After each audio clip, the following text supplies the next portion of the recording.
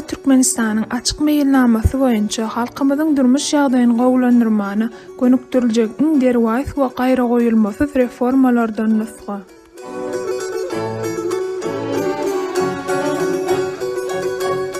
Gümrük reformasy, salgat barlygyny we gümrük gullygyny birleşdirmek, gümrük paşlarynyň ýatyrylmagy, import we eksport boýunça mukdar çeklendirilmelerini aýyrmak, gümrük narhlaryny arzanlatmak, haretleriň 90%-ni import etmekde 0%.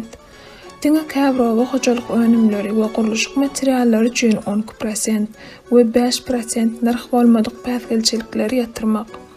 EUB, OECD we GDA-nyň milli tehnik talaplaryna deň bolan tehnik ulgularyny ýola goýmak, gümrük ammarynyň ýürüýte remoderne girmeklik usuly, ýeketäk töleg ammar meýdanyny ýygnamakdyr.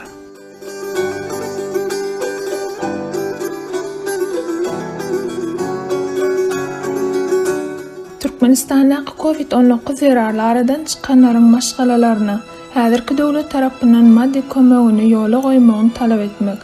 Türkmen hökümeti tarapyndan Covid-19 Türkmenistanyň içinde barlygyny halkara derejesinde tasdiklamagyny talap etmek.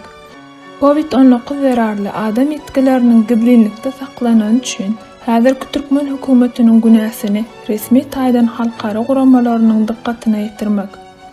Covid-19 degişli ähli öňüni almak çärelerini Türkmen hökümeti tarapyndan guramaçylykly ýöredilmeginiň talaplarynyň ortaga goýulmagy. UNICEF we başga halkara guramalarynyň Türkmenistanyň halkyna niýetlen ähli kömeginiň Türkmenistanyň ähli künjeklerine mowut paýlanmagyny talap etmek. Ýokarda agzalanlary belläp geçmek bilen biz Türkmenistanyň halky hemme wajib meseleleri halkara guramalaryna ýazy üstü bilen hasabat berenligimizi nykdap geçýäris.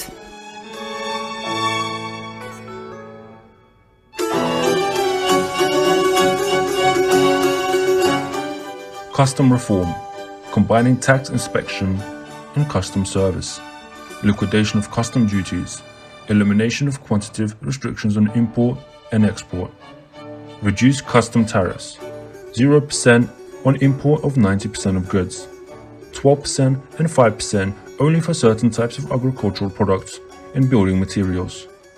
Abolish non-tariff barriers. EU, OECD, CIS technical standards equal to national technical requirements. Enter as a special mode of customs warehouse. The only payment is the collection of the warehouse area.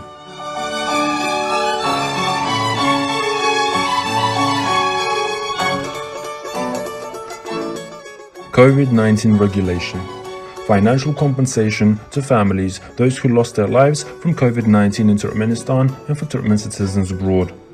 Non-recognition of COVID-19 by Turkmen authorities. Find the Turkmen government guilty for hiding COVID-19 and find the Turkmen government guilty of the deaths of Turkmen citizens of COVID-19. To call on a new establishing Turkmen government to develop new measures against COVID-19 and its aftermath. Equally distribute the help sent in from UNICEF and other international organizations to all regions of Turkmenistan.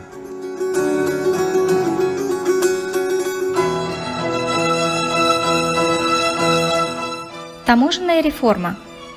Объединение налоговой инспекции и таможенной службы. Ликвидация таможенных пошлин. Устранение количественных ограничений на импорт и экспорт. Снизить таможенные тарифы. 0% на импорт, 90% товаров. 12% и 5% только для определенных видов сельскохозяйственной продукции и строительных материалов. Отменить нетарифные барьеры. Технические стандарты ЕС, ОСЦП, СНГ, соответствующие национальным техническим требованиям.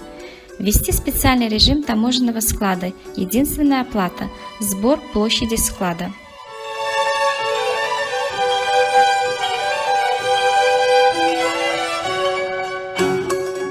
Финансовая компенсация семьям, пострадавшим из-за COVID-19 в Туркменистане и за ее пределами. Непризнание COVID-19 властями Туркменистана. Признать виновными правительство Туркменистана за скрытие фактов COVID-19 в стране. Признать правительство Туркменистана виновным в смерти граждан Туркменистана от COVID-19. Призвать правительство Туркменистана для разработки новых мер против COVID-19 и его последствий. Призыв действующего правительства распространять равноправно помощь, полученную от ЮНИСЕФ и других международных организаций по всем регионам Туркменистана.